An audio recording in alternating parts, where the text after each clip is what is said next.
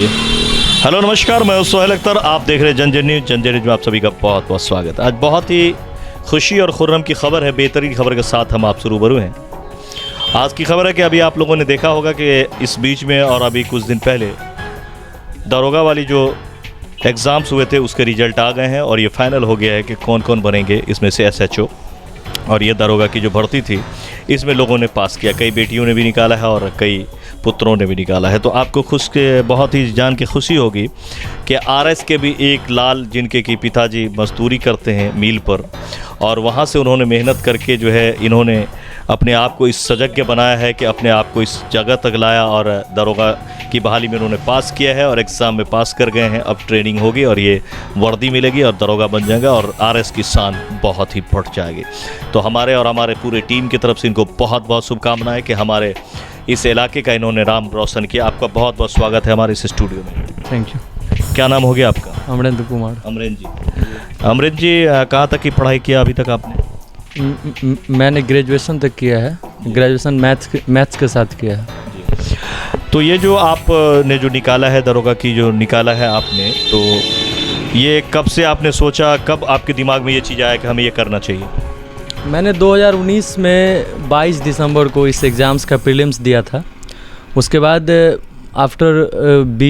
कुछ समय के बाद बीच में कोरोना महामारी वगैरह आ गया, तो एग्ज़ाम जो है सो काफ़ी पोस्टपोन्ड हुआ। एक बार डेट भी आया, फिर पोस्टपोन्ड हुआ।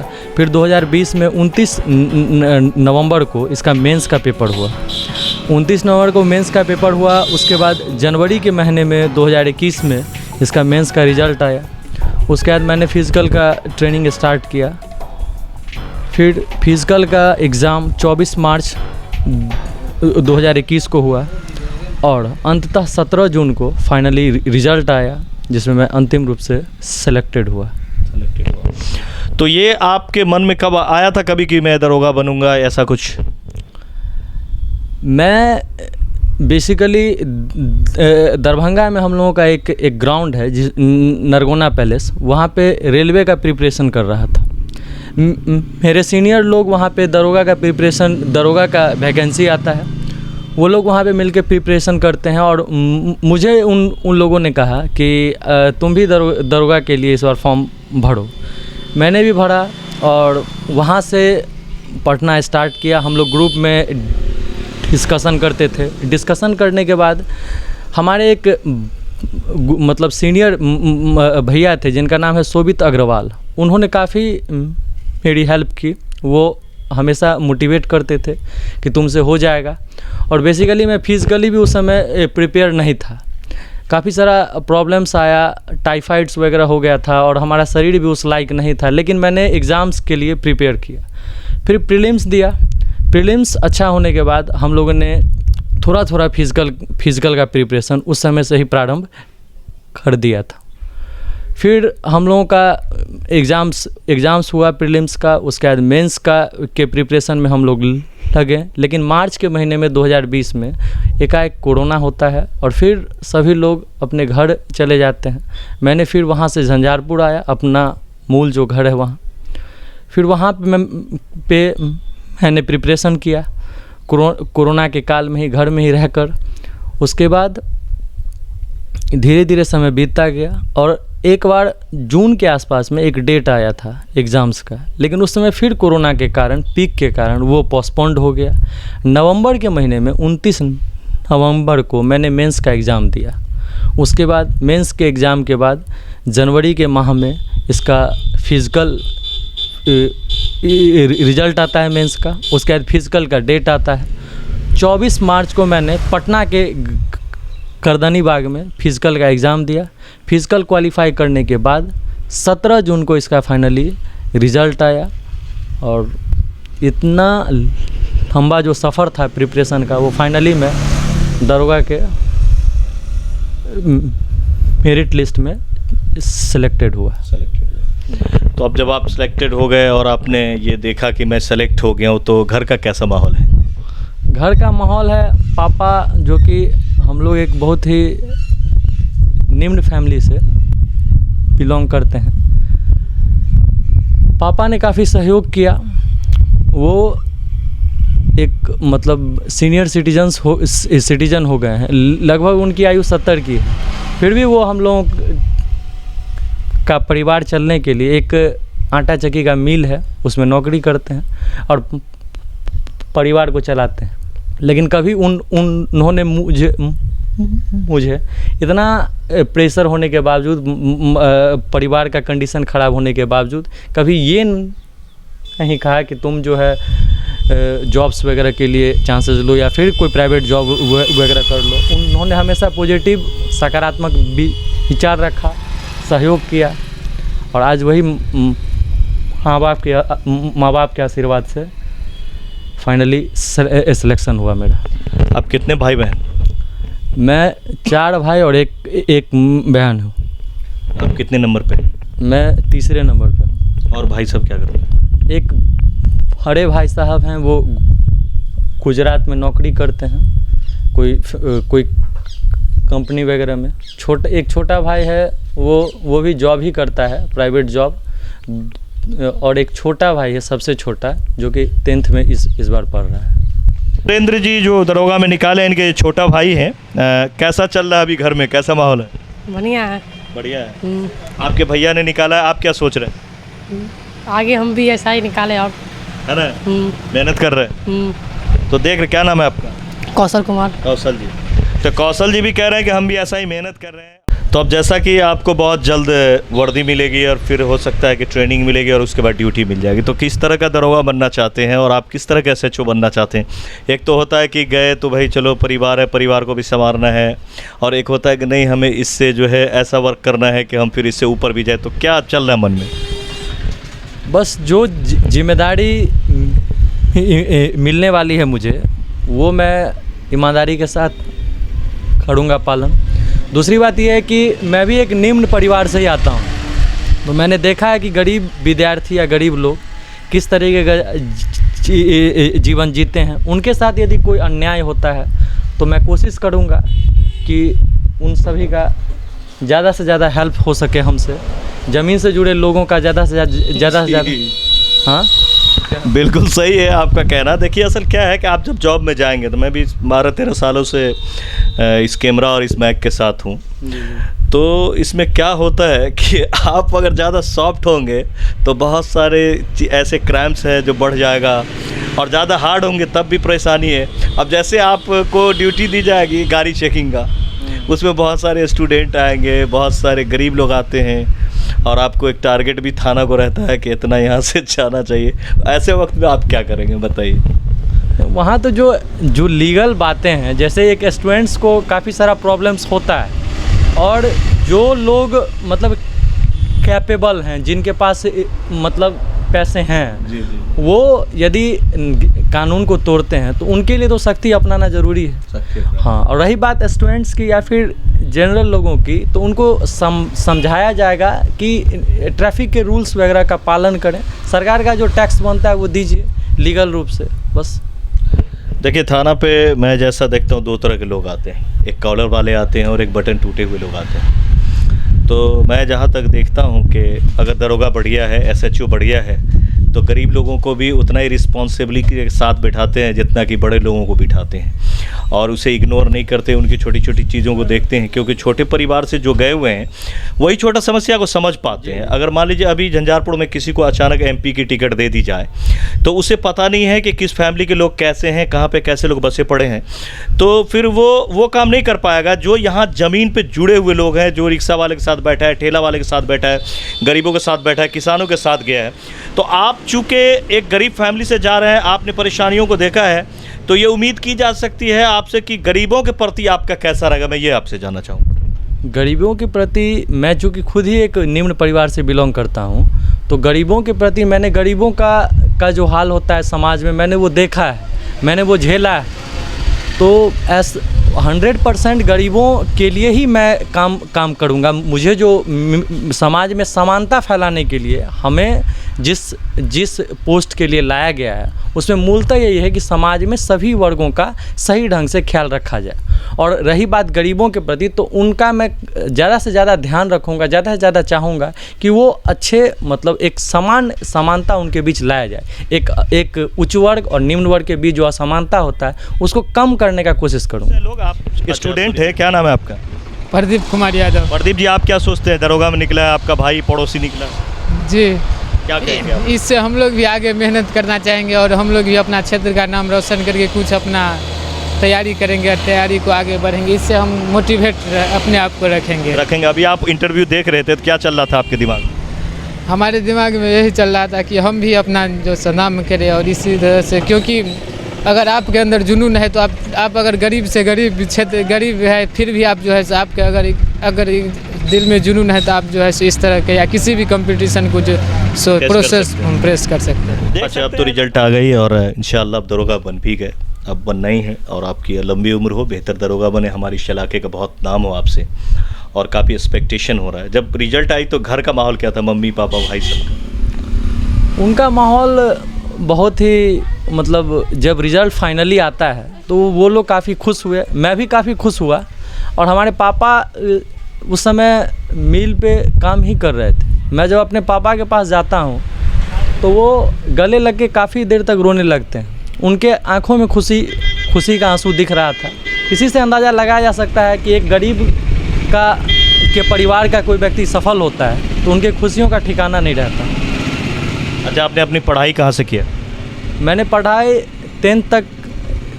10th तक का पढ़ाई मैंने MPT हाई स्कूल से किया है, जो कि झंझारपुर में ही है। इंटर और ग्रेजुएशन मैंने झंझारपुर से ही जनता कॉलेज से किया, LNJ कॉलेज से किया है। और ग्रेजुएशन करने के बाद मैं दरभंगा गया। वहाँ पे हम लोगों ने एक ग्रुप है, नरगोना पैलेस राज कैंपस में चलता है, वहाँ हम लोगों का एक ग्रुप चल रहा था और हम लोगों ने साथ में पढ़ाई कर, बहुत सारे लड़के, लगभग हम लोगों की संख्या 40 से 50 थी, सभी लोगों ने मिलकर पढ़ाई किया। और स्टेप बाय स्टेप जो एग्ज़ाम्स होते गए, जो जैसे पहले प्रीलिम्स हुआ फिर मेंस हुआ, ऐसे करके मैंने फाइनली जो सिलेक्शन का प्रोसेस होता है वो ख़त्म किया और फाइनली जो दरोगा का रिज़ल्ट है उसमें मैं सिलेक्टेड हुआ। जी, इन रिजल्टों को देख के आपको नहीं लगता कि जो सरकारी स्कूल से जो पढ़े हुए बच्चे होते हैं वो ज़्यादा इन चीज़ों को निकाल रहे, चाहे वो जिस फील्ड में भी हो? प्राइवेट स्कूल के बनिस्बत अगर आप देखें तो सरकारी स्कूल के बच्चे ज़्यादा सक्सेस होते हैं, ऐसा आपको लगता है या नहीं? नहीं, ऐसा नहीं है। जो भी लोग मतलब चाहे वो प्राइवेट स्कूल से पढ़ रहे हों या फिर सरकारी स्कूल से पढ़ रहे हों, वो दोनों ही सक्सेस करते हैं। लेकिन हाँ, मायने यहाँ पे ये रखता है कि सरकारी स्कूल से जो बच्चे पढ़ते हैं या जो पढ़ने वाले होते हैं उनका फैमिली कंडीशंस पहले से ही काफ़ी प्रॉब्लम में होता है और वो उस जगह को यदि भांपते हैं, समझते हैं कि मैं इस कंडीशन में पला बड़ा हूँ, उनके पास और कोई स्कोप नहीं होता है। उनके लिए गवर्नमेंट जॉब, चूँकि हमारा जो राज्य है उसमें कोई इंडस्ट्रियल हब नहीं है, कोई जॉब्स नहीं है, तो सरकारी नौकरी के प्रति लोगों का रुझान बहुत ज़्यादा है। और जो बच्चे मेहनत करते हैं, गरीब के बच्चे हैं, उनके पास कोई ऑप्शन नहीं होता है, कोई प्रोफेशनल डिग्री नहीं होता है कि वो कुछ अच्छा जॉब मिलेगा, कोई स्किलफुल नौकरी मिलेगा। उनके पास बस एक ही उपाय होता है कि गवर्नमेंट जॉब का प्रिपरेशन करें, और जो अच्छे तरीके से मेहनत करके करते हैं वो जब ज़रूर सफल होते हैं। तो आप देख सकते हैं कि इन्होंने सरकारी स्कूल से पढ़ाई करा था।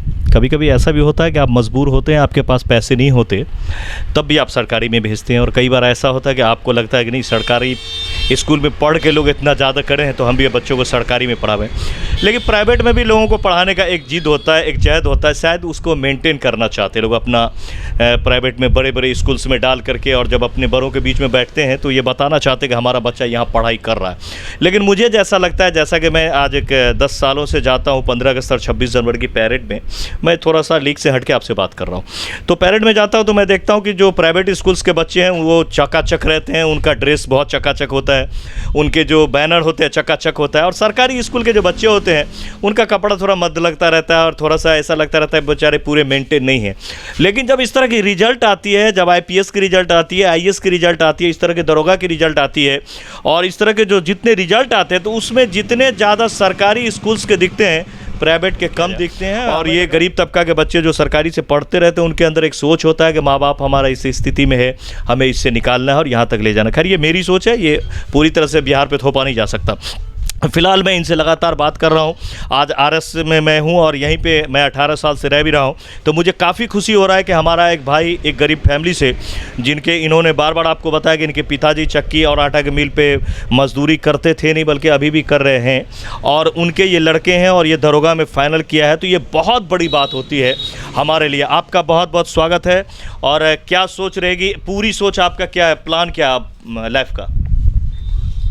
अब फाइनली सिलेक्शन के बाद जो नेक्स्ट प्रोसेस है वो ट्रेनिंग का होता है। ट्रेनिंग में जाने के बाद जो जिम्मेदारियां मुझे मेरे डिपार्टमेंट के अनुसार मिलेगा, मैं उसको निष्ठापूर्वक ईमानदारी पूर्वक कोशिश करूंगा कि वो अच्छे से अच्छे तरीके से हमसे हैंडल हो पाए।